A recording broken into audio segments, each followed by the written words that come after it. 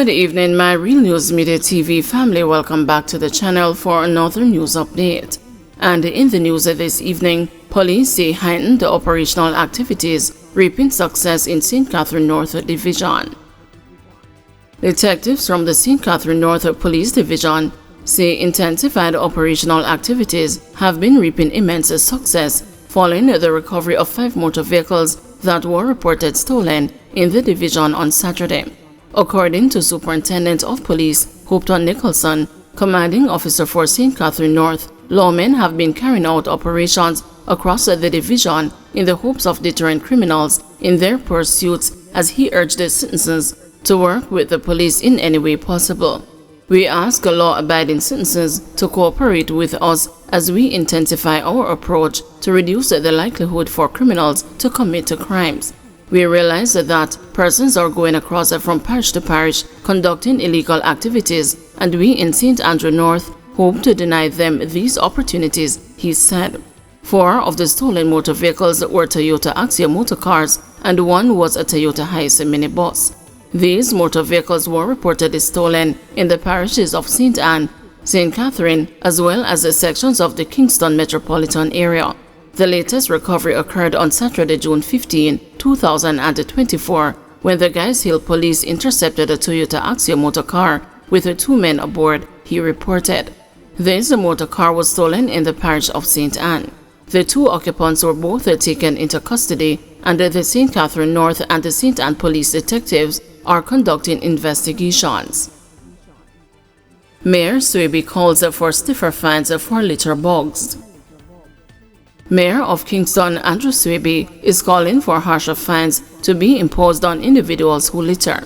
Speaking during a cleanup exercise in sections of downtown Kingston on Sunday, Mayor Swaby said Jamaicans must take the issue of public hygiene more seriously.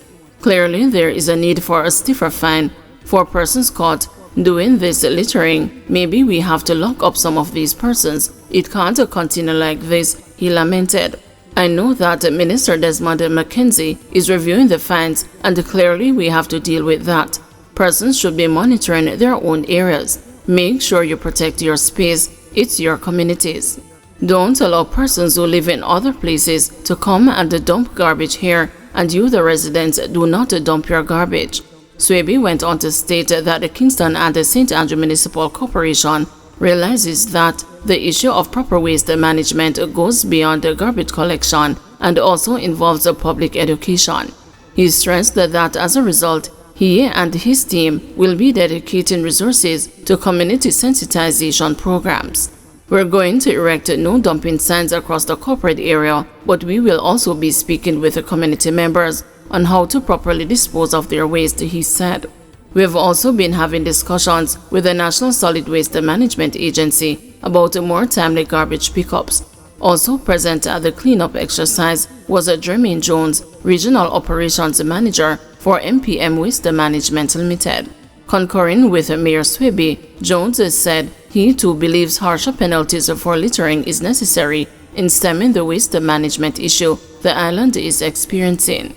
If you have an issue with bulky waste, call us or reach out to your mayor or Mr. Audley Gordon and we can assist. One of the things that we have embarked on, especially in the downtown areas, certain hot spots, we have begun ticketing persons, he said. It's no longer a free-for-all. Persons will be there to catch you and to prosecute you. Persons can be fined up to a maximum of $10,000. It's not a strong figure just yet, but legislation is coming to make the fines stiffer for persons who decide to indiscriminately dump. Man charged following firearm seizure outside the Manor Park nightclub. A 27-year-old St. Andrew resident has been charged with breaches of the Firearms Act following the seizure of an illegal gun and ammunition outside a nightclub in Manor Park in the parish early Sunday morning. He has been identified as Tremaine Raymond, otherwise called Pepe, of Grasquet Lane, Kingston 11. The Constant Spring police say about 3:30 a.m., an off-duty police officer accosted Raymond outside a nightclub in the Manor Park area after his actions aroused the cops' suspicion. Raymond was searched and the bag that he was carrying was reportedly found to contain one Smith & Wesson 9mm pistol fitted with a magazine containing 5 cartridges.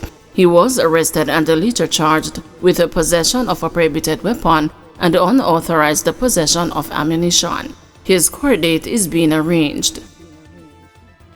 Work on to solve pay issues between China Harbor Engineering Company and the Southern Coastal Highway Improvement Project subcontractors.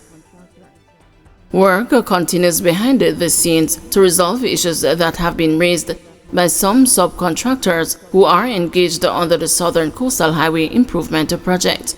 The assurance was given by a minister without a portfolio in the Ministry of Economic Growth and Job Creation with responsibility for works, Robert Morgan, during the post-cabinet press briefing last week. Morgan said he has taken note of the contractors' concerns and he has met with some of them. I've also done a tour for the Southern Coastal Highway Improvement Project to see for myself what are some of the issues that evolved and what could have caused this impasse between the contractor and the subcontractors, Morgan stated.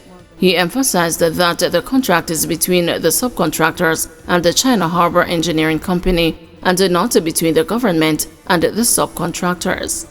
However, the government has a vested interest in ensuring that our local contractors do not feel unfairly done and that our main contractor does not feel unfairly done either, he stated. The minister said due to the nature of the contract between the non-government entities, he is limited in providing certain details about the matter.